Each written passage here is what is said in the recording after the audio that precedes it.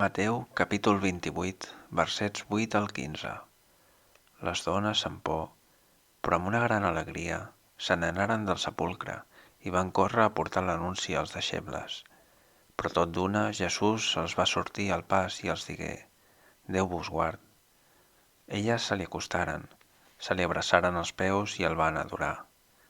Jesús els diu: No tingueu por. Aneu a anunciar als meus germans que vagin a Galilea. Allà em veuran. Mentre elles hi anaven, alguns de la guàrdia van entrar a la ciutat i comunicaren als grans sacerdots tot el que havia passat. Llavors els grans sacerdots es van reunir amb els notables i prengueren la decisió d'oferir molts diners als soldats, tot donant-los aquesta consigna: Feu córrer que els seus deixebles van venir de nit i van robar el seu cos mentre vosaltres dormíeu.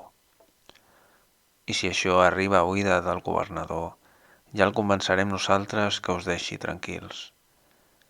Ells agafaren els diners i van complir la consigna rebuda, i aquesta versió dels fets s'ha escampat entre els jueus fins al dia d'avui.